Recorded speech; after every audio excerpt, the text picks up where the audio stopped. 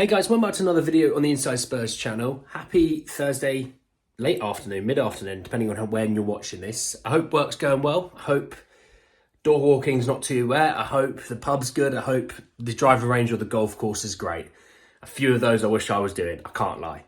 I didn't expect to make the video. I didn't, because I obviously have a video planned for a few hours' time around Spurs' activity in the January transfer market. An update around Johan Lang. He's brought another one of his, quote, guys to the club. Some of Andrew's comments on kind of the Johan Lang situation and what to sort of expect from that window coming up, basically. As well as a bit of an update around Ndombele. That'll be in another video, so plenty to get into in that video. With this video, we have a large amount of transfer news to talk about. We have an update around Lloyd Kelly. We have an update around Ivan Toney. And as well as one that came out of left field around Gonçalo Inacio from Sporting Lisbon. So as much as, by the way, the thumbnail shows Ivan Toney, I'm actually going to start with Lloyd Kelly. So this came from Fabrizio Romano. And this was sort of, I think, as I was uploading my video, or it was just uploaded for the first one. If you haven't watched it, please go back and have a little watch. It's very good. It's very fascinating. And he put out that AC Milan are working on a deal to sign Lloyd Kelly in January, considered interesting centre-back for present and for future. I understand Juventus are also interested and informed on conditions of the deal. Kelly, who's out of contract in 2024, no option for Bournemouth to extend the deal. So I think Bournemouth, it's a tough one, right? Staying up in the Premier League is worth so much money, okay? And Bournemouth haven't had a great season so far. And the way that obviously Kelly is one of their main defenders, do they think they can get a replacement in January to allow them to sell him so they at least get something for him? It won't be 30, 40, 50 million. It might be 10, 15 million, but they'll at least have some money to then replace him. And maybe that's what they'll need to stay up. It's a precarious situation for Bournemouth at the moment. I know that. We obviously were linked with Lloyd Kelly in the summer, and it was kind of one of those ones that were tootling down all the way down to deadline day that it just didn't come off, okay? The fact he's out next summer, look, I think if you're going to get Lloyd Kelly, I actually think it'll be January. I don't think you'd be a brave man to take it to the pre-contract situation where you're bidding against other clubs. You don't know what they're offering for their contracts. They don't know anything like that. And you're hoping that he's going to pick you for the summer. Now, do Spurs say, look, we still want to get a centre-half this window, but we'd be happy to wait. And if we miss out on him, we're not going to kick ourselves. But yes, we would want him. Well, in that case, yes, play the pre-contract game. You know, say, look, we're gonna offer you a pre-contract for the summer. It's up to you if you want to agree to it. You know, if he agrees to it, then you might say to Bournemouth, look, he's agreed a pre-contract. Let's, between us, work out a deal, get something in now. And maybe someone goes on loan to them. Maybe you can kind of swindle Eric Dyer into saying, look, go on loan for 6 months. Go on, Bournemouth will have you. You play week in, week out there. You know, maybe you go to Dorrington or Ashley Phillips and say, look, first team football at Bournemouth there. Premier League first team football, potentially. You don't know. But also you have that ability to kind of work with them a little bit. They might not want that. They might want a different player. You know, there's a lot that can happen there, right? But I think the way I'm going to predict it is we want a centre-half. We want a player that, like Lloyd Kelly, is a left centre-back with left footer. But I think we might go elsewhere and still stay in the market, kind of get an understanding of the conditions of the deal, like Juventus are, and kind of say, look, we want to keep in the loop. What's going on? He's going to be signing a pre-contract at Milan. Can we make an offer to see if he fancies us instead? Yeah, that kind of vibe, you know. We'll have to wait and see on that. It was a really interesting update that I thought I wanted to share with you guys. I thought there was a lot to get from it. Let's talk Ivan Toney. I'm not going to spend long on this because I think it might become a dead rubber of a story.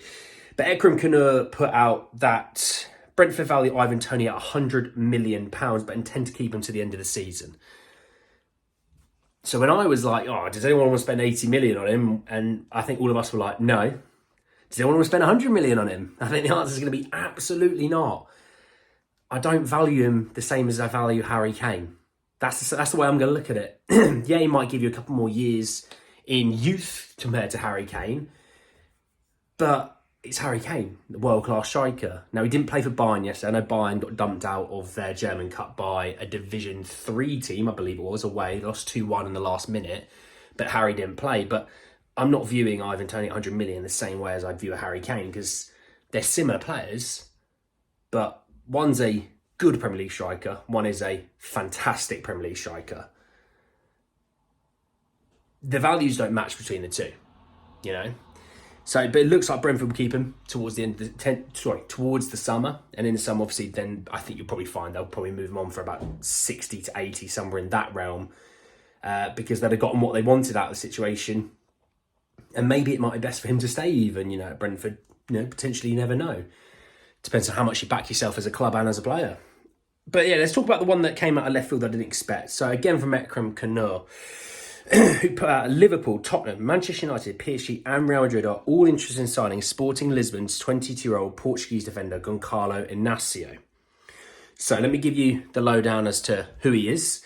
So Gonçalo Bernardo Inacio, born August 25th, 2001, so 22. I mean, by the start of next season, he'd be 23. So age definitely aside. And you can see there's a trend coming on here. A lot of the players we seem to be interested in, other than, you know, your Ivan Toneys, are all very much your younger 20-year-old players. Defender, centre-back, left centre-back as well. I know. How lovely is that? And also, left-footed left centre-back. So ticking all those boxes so far. Contract expires of the summer of 2027. So Sporting Lisbon really do hold the cards there. This season, he's played 13 times across 3 competitions for Sporting Lisbon. He's played 9 times in the league. He's played 3 times in the Europa League. And he's played 1 game in the Cup. I mean, 1 game in the Cup's 9 minutes, so I'm not really considering it that much. But the other games, yeah, he's played a lot of minutes. That's for sure. He's one of the hottest names on the market at the moment. The new up and coming, you know, players coming through from Portugal. I mean, he's got a release clause of 60 million euros, which is very interesting. And I know that, I mean, transfer market had him valued about 30 million euros, but I think he's going to be worth a lot more than 30 million euros. Really interesting player, really talented player. I was looking, I mean, I have actually ironically watched a bit of Sporting Lisbon this year. Don't know why. Don't even ask me why. It's one of those weird ones that, you know, if I'm at half time of a football game, I'll go, oh, look, Sporting Lisbon's on. Let me see if I can, you know, get a link for that, you know.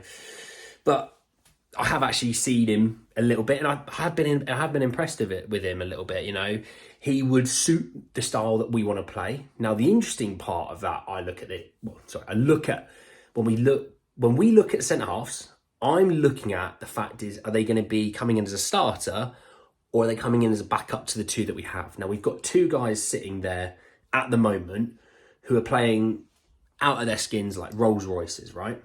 Christian Romero, who's up for Player of the Month, I talked about in the previous video, and Mickey van der Ven, who obviously got signed in the summer, who's been fantastic. I can't see someone displacing one of those 2, right?